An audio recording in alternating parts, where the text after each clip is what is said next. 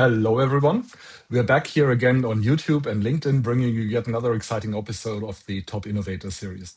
This is where we dive into proven leadership ideas, game changing strategies, and of course, the brilliant minds behind them. I'm Josef Martens, and I'm thrilled to introduce our guest today. With us today is Nico Stein. Nico is the SVP of IT at Signal Financial Federal Credit Union. Before that, he held other tech leadership positions for companies including IBM and the Catholic University of America. And today, we're thrilled to have him with us today. Nico, it's great to have you here. Thank you so much for having me, Joseph. And for our listeners there, just a full disclosure, Nico and I just discovered in our pre-conversation that we both share a country of origin. We're both from Germany and we'll talk in English here. And we look forward to the conversation. So Nico, topic is leadership, and you're clearly successful in your journey as a leader. When you reflect on your own journey, what do you think are some of the reasons for your success? When you look for the sort of the secret ingredients to what got you to where you are today, what do you think that is?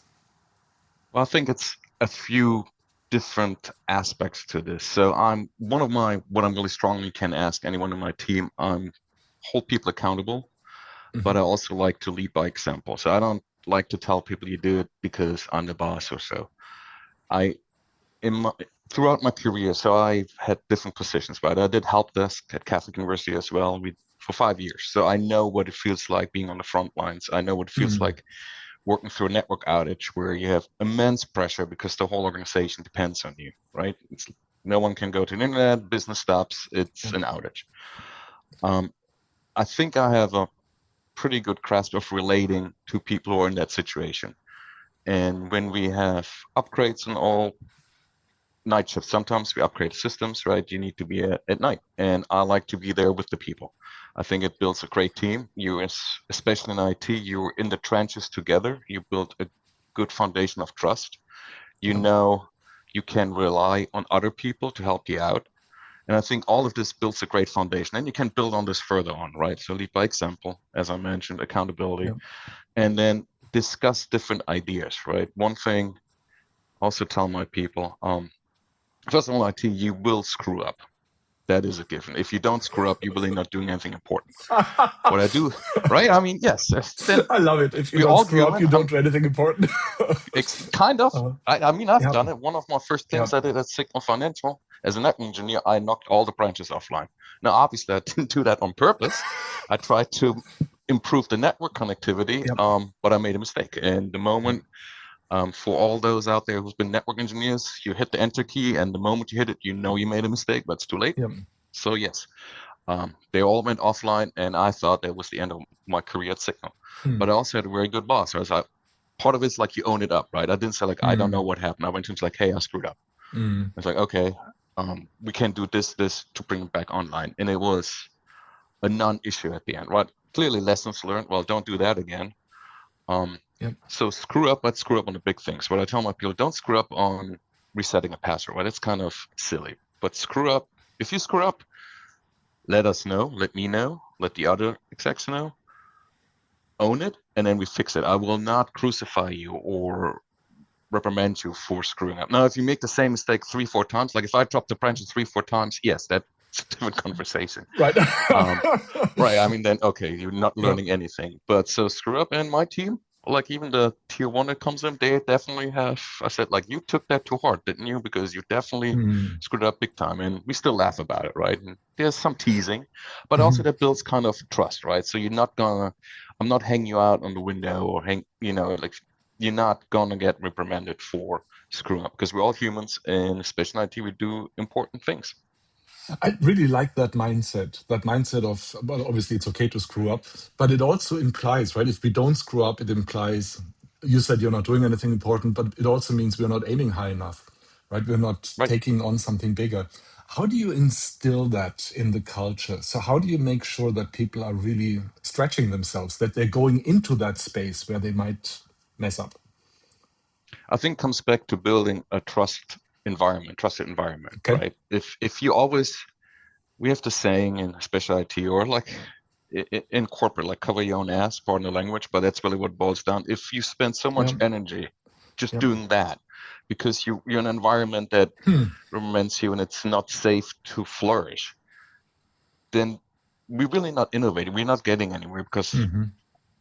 most of your energy is just, I'm doing what I need to. I'm trying not to make any mistakes, because even the smallest mistakes, I'm getting yelled at or going to write up, Yep. or HR is involved. Yep. So obviously, a normal human reaction would be like, okay, I'm just doing what I'm being told. I will not, Hmm. and I don't like saying thinking out of the box, because in my opinion, that's been completely overused.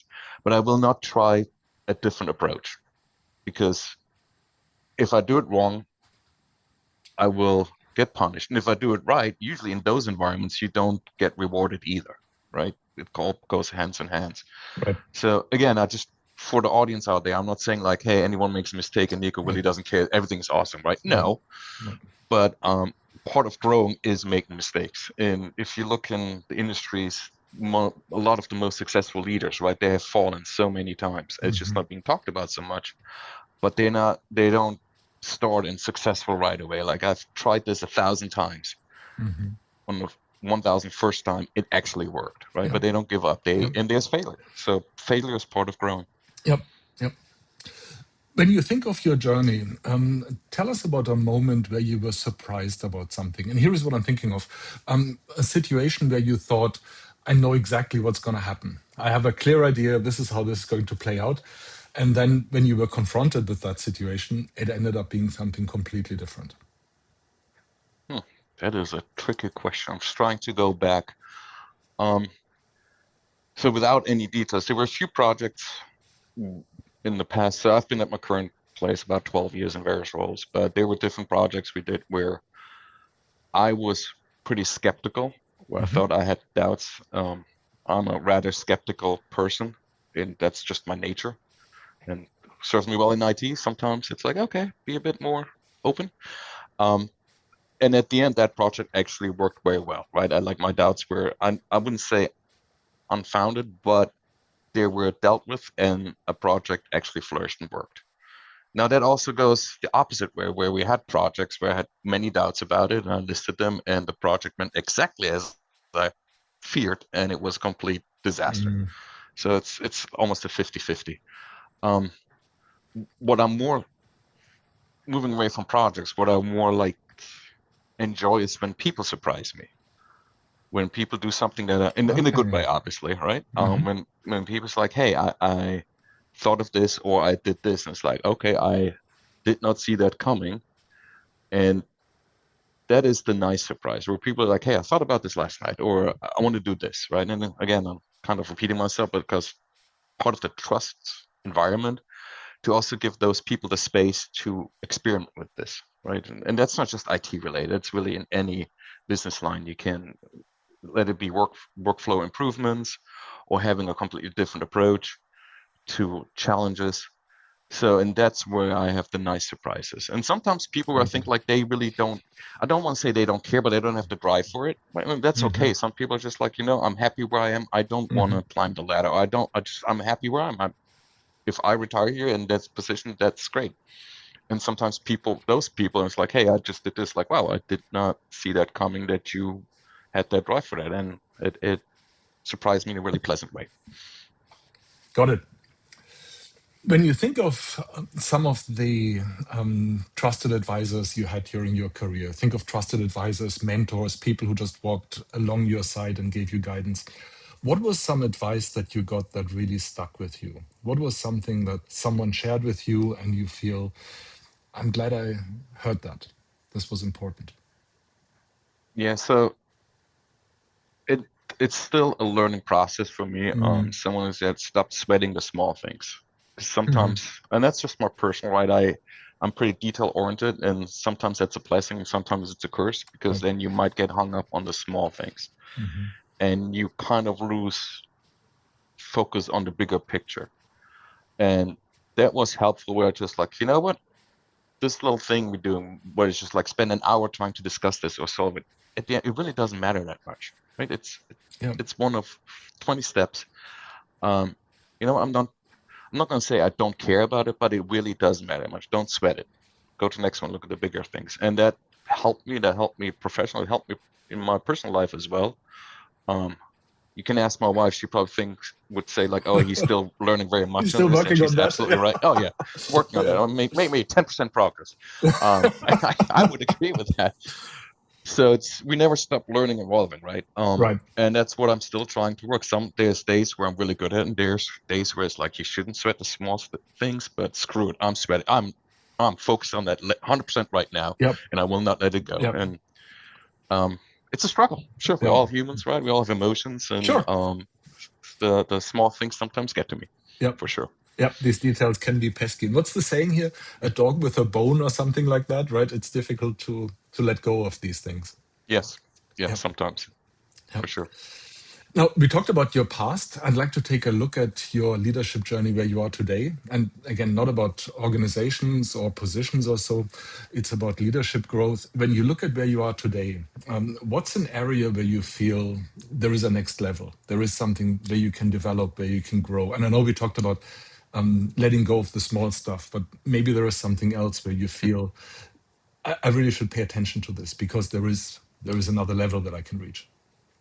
Yeah, and it has to do with the small things because the opposite, Hmm. what I mentioned, is the bigger picture.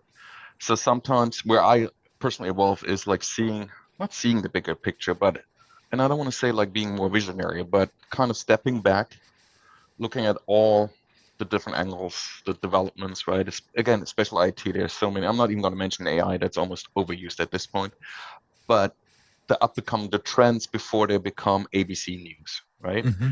Um, where you will step back, okay, I think this is up becoming not even technology, but a philosophy almost. So swing back a little bit to AI, right? How it changed the impact. That is nothing new right now. We've been doing, especially in IT, we've been working with AI Right. for at least 5 years. It's just now mainstream. And working on kind of detecting the next big thing, for the lack of better words, before it becomes mainstream. Hmm. Seeing different startup companies that Yep. do amazing things before like Broadcom buys them, so to speak, right? Hmm. That's something where I'm personally working on moving a bit even more out of the operational role, the day to day, right? Like, of course, Hmm. we want to keep the lights on, and it's really important, not Yeah. diminishing that value. But as you evolve as a leader, you really don't bother so much. You have your people take care of that, right? Hmm. You're not an operational. So I always had a hard time, and I'll probably continue to do this, stepping out of the operations support and the engineering role because I'm pretty much engineer at heart, and I can do this in the home lab. But from the business side, right, stepping more away from this and being more high level with the bird's eye view.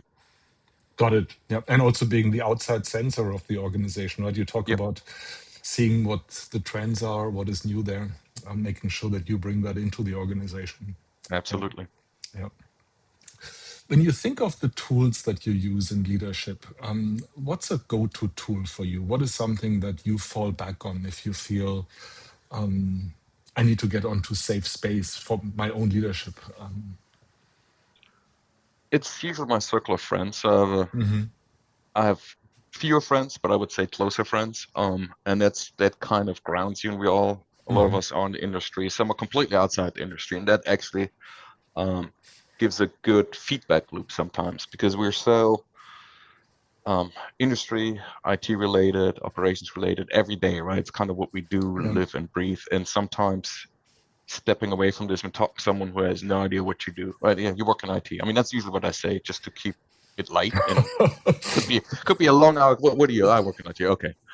Um, And people move but on, talk. right? Or some people. Yeah, moving on. All right, Yeah. exactly. And sometimes that's on purpose because it gets a Right. bit more nuanced than you work on. Oh yeah, my nephew works at Best Buy. Yeah, not quite the same. Best Buy's cool, but we both work in IT, sure, and that's okay. But then talking to friends who are completely outside the industry, them some other tradespeople, some do something completely different, and then everyone has some leadership in one way or the other what they do, even if they Mhm. work for themselves, right? They're boss of their own. There's still some leadership, and just talking about and they like if you work for yourself, right? And a good friend of mine, he does that. So he doesn't have a boss, but he has customers, and they're challenging, right? So in Mhm. a way, one always reports to someone or you're a millionaire and Right. retired, okay, fine, then not. But as long as you earn money one way or the other, you have to report to someone. And it helps me sometimes dealing learning lessons, how he dealt with customers that might be challenging or annoying. And I'm not saying my team members are annoying or challenging, but there are challenges in the workspace, right? And how you can use something from completely outside the industry to help you deal with that. Got it. Yeah. Let me take a look into the future and let's look forward. Again, not about companies, not about titles or positions, but if you look at yourself in a few years' time, and we're speculating, of course, we don't know the future, but what do you think might be different about your leadership in a few years' time?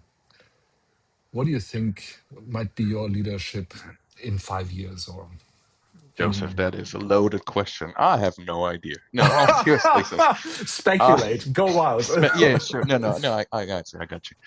Um, Building on the path I've laid in the past, Mm, right?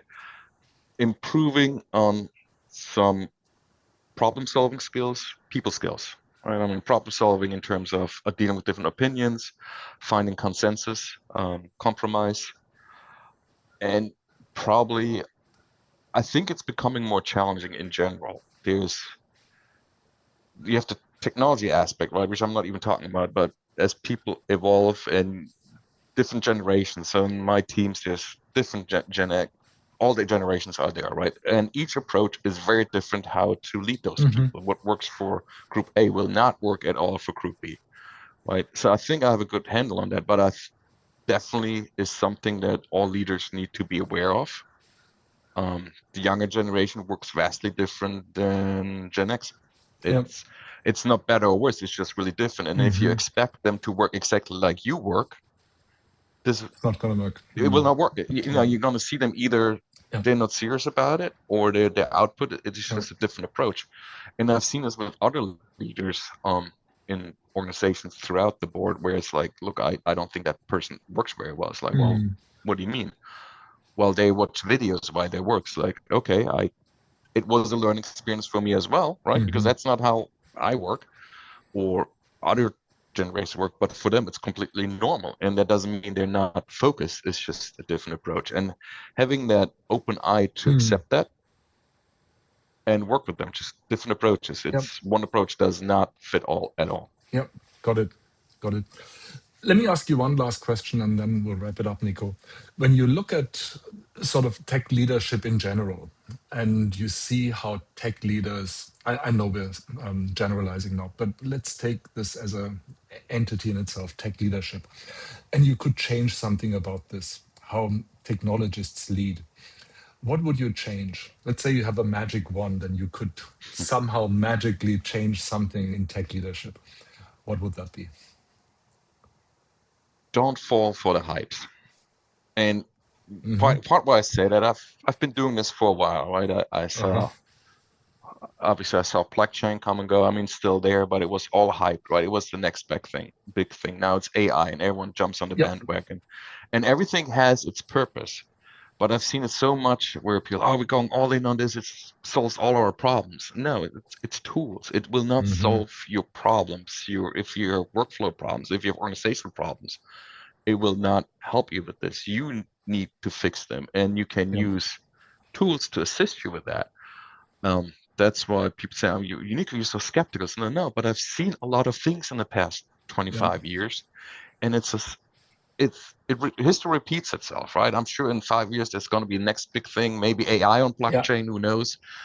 But just don't fall for the hype. Like you use it, utilize it, but don't go for like this will solve I love all it. our problems. And I've seen it over and over again. And then Yep. there's almost the hangover next morning. It's like, well, we spent all our money that I fired 80% of my help desk and staff is hating me because nothing's, Yep. it's just Yep. be a bit more skeptical almost. I Yeah. like it, and I think especially technologists are susceptible to that, right? Because we see it, and there's a bit of a shiny object syndrome. Hmm. Yeah. Yep. 100%. Awesome, Nico. Thank you so much. It's been a pleasure to have you in the conversation here. Absolutely. Thank you so much for having me. To everyone else out there, make sure to like, share, and subscribe, and most importantly, join us again for our next series. And until then, keep your brain cells active.